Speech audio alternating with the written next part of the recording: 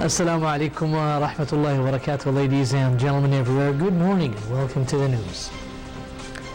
Bismillah ar-Rahman ar-Rahim. First off, with the National Arena custodian of the two holy mosques, King Abdullah bin Abdulaziz Al Saud has deputized His Royal Highness Prince Naif bin Abdulaziz Al Saud's second deputy premier and Minister of the Interior to oversee the convenience of pilgrims and to grace the reception ceremony for heads of Hajj missions and the ceremony for the armed forces personnel of all sectors. His Royal Highness Prince Khalid Al Faisal, Governor of Mecca Al Mukarramah Province and head of the High Committee for Monitoring Transportation of Pilgrims, highlighted the efforts exerted by all government and private bodies in serving the pilgrims, confirming all necessary facilities are available for providing the best services. In a statement to the Saudi press agency, His Royal Highness said all relative government departments are working in collaboration with each other for upgrading the services offered to pilgrims wherever they are within the boundary of the kingdom, referring to the special significance of transportation in guaranteeing success for the services provided in the Hajj season. The governor of Mecca Al Mukarramah said that this sector has always been carried by the services by the successive Saudi governments. The official spokesman at the Ministry of the Interior, Major General Mansour Turki, confirmed that the early plans in Mecca al-Mukarramah and al-Madinah al-Munawwarah aimed primarily to verify the legality of pilgrims either coming from outside or inside the kingdom in order to maintain the safety and security of pilgrims during their movements from and to Mecca al-Mukarramah, al-Madinah al-Munawwarah, the governorate of Jeddah, and all other governorates. The plans also aim to implement the decision of the Council of Ministers, which prohibits vehicles with a capacity less than 25 passengers from participating in the transfer of pilgrims. In the first press conference on the works of this year's Hajj, which was held at the Public Security Headquarters in Mina, Turkey reviewed the plans of the Interior Ministry as regards the two holy mosques and the holy site that were implemented throughout the whole year. Turkey said the ministry's plan divides into three plans. The first will be implemented before the transfer of pilgrims to the holy sites, the second in the morning of the 10th of the Hijjah, while the third after leaving Mina. Turkey also pointed to the Interior Ministry's plans to be implemented at the Prophet's Mosque, peace be upon him, in Madinah al-Munawwarah, indicating that there will be two plans in this regard. For his part, the spokesman of the Ministry of Health, Dr. Khalid Marghalani, pointed out that no contagious or epidemic diseases have been reported at the kingdom's naval, air, or land crossing points. He added that the World Health Organization as well as world medical centers and institutions have commended the plans being implemented by the Ministry of Health during the Hajj season. Dr. Marghalani stressed that the health status of pilgrims is assuring and that most countries have committed to health terms and conditions. And now with our correspondent in Mina, Muhammad Al-Arjan. Muhammad, good evening, and can you describe the status of pilgrims in the holy places right now?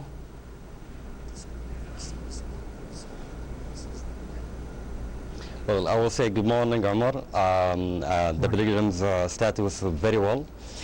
They already reached the Grand Mosque in Mecca, and they was been denied there. Actually, it was very smoothly, almost like 75% of pilgrims already in, and we are expecting by tomorrow the 25 other. So today we have like a really exciting day. We attend the simulation or the drilling for Mecca Metro. And it was like the second highest stand metro in the world. The capacity for this metro is going to reach 3,000 at the moment, and they expecting to reach in like almost like 500,000 in the next year. Definitely, it's going to be taking time while for each 5 hours. The old pilgrims is going to be moving from the Grand Holy Mosque to going for another day. Is going to be the 8th of the Hajj, and they will go for a Tarwiyah day. And which is mean Tarwiyah day is like in a tradition we gained from our Prophet Muhammad sallallahu alaihi wasallam. It's like a water supplies. So tomorrow we're expecting all the Mecca is going to be locked down, and all the pilgrims going to be in the city, and we going to see the first official start for the Hajj, inshallah. Mohammed Wakhtui, what you can tell us about the department's, government department's preparations?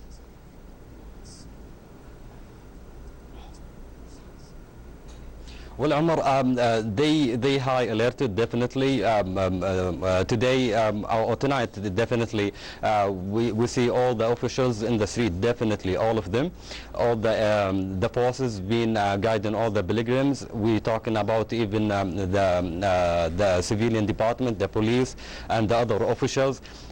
Even the Scota, we attended tonight the Scota launching for their services under the supervision for His Royal Highness Prince Faisal bin Abdullah bin Muhammad Al Saud, and even the Scota is going to join all the civilian and the officials to guide them and give them help and the services for all the pilgrims by tomorrow.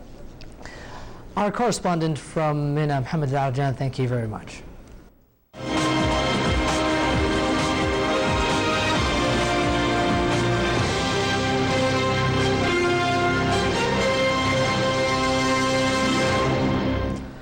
The Kingdom of Saudi Arabia, its leadership, government, and people are annually being honored by serving the pilgrims who come to perform Hajj from all over the world, and by helping them through all facilities possible that will enable them to perform Hajj in peace and comfort.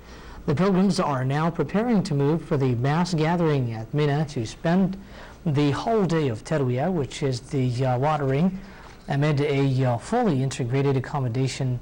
Buses began already commuting pilgrims to Mina in accordance with the traffic plan envisaged by the security forces, while other security units are patrolling the area to oversee the steering of people and vehicles. Large and mini ambulances, well equipped with sophisticated necessary medical equipment to tackle emergencies and urgencies, are available, in addition to various hospitals and medical centers to serve pilgrims. For its part, the Ministry of Islamic Affairs, Endowments, Calling Guidance have established many guidance centers to spread awareness to the pilgrims and respond to their religious inquiries, in addition to distributing tens of thousands of booklets in several languages and holding of lectures and symposiums to enlighten them. The new train service in Mecca's holy site started its first trip between the holy shrines of Mina, Muzdalifah, and Arafat. The train, which can accommodate 3,000 pilgrims, will make shuttle trips, during which it would transport 1,000 pilgrims per hour. More details in this report. Of course, this system was built mainly for reducing the traffic in the road. And by building this electric train or electric metro, you will reduce about 25,000 cars from the streets. So this will be a very big improvement for the environment in the Mashar area, which is normally very saturated and polluted because of so many numbers of cars in each street. The project is designed to carry about 500,000 Haji per 10 hours, around 72,000 per hour. This year it will work by only 35% of its capacity, around 25,000 per hour, and maybe 35,000. 250,000 per 10 hours. Of course, as I told you, next year we will carry about 500,000 passengers during the 10 hours of operation during the Nafra, and of course During this 10 hours, the Hajjis will not be in the street, all of them. Instead of that, they will be relaxing in their places in Arafat, and they will be moved from their camp to the station following by scheduling system. We will make what we say tafweej to them. Each group will be around 3,000 Hajis, and they will move very peacefully and from the Arafat station to Muzdalifah, and then from Muzdalifah to Mina. And after that, the train will be working as a normal metro system, which will work between Arafat, between Mina and Muzdalifah. So you can, for example, during the Tashriq days, you can, if you are in Mecca or if you are not having a tent in Mina, you could lift your house or apartment and come to Muzdalifah and park your car, take a train, go to Jamarat, and perform the Jamarat, perform the Shayr of Jamarat, and then come back again to take your car and go home. It will be very easy, and this train is connected. The last station is connected directly with Jamarat Bridge, with a link, direct link to the Jamarat Bridge. There is an in and out which will take you to the inlet of Jamarat Bridge and the outlet of the Jamarat Bridge, direct to the station. So you will not cross any road, nothing. Minister of Hajj Dr. Fuad bin Abdussalam Farisi received in Jeddah Dr. Hani Hilal, the Egyptian Minister of Higher Education, also Minister of State for Scientific Research Affairs, who is heading Egyptian Hajj mission. During the reception attended by Egyptian Ambassador to the Kingdom and Consul General, they discussed Hajj issues related to Egyptians pilgrims.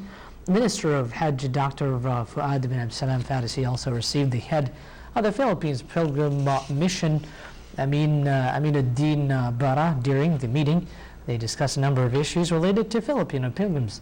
Meanwhile, Minister of Hajj received Jordanian Ministry of Awqaf and Islamic Affairs and also the head of Jordanian Hajj Mission, Dr. Abdussalam Al-Abadi. During the meeting, they discussed issues of Jordanian pilgrims related to the Hajj of this year.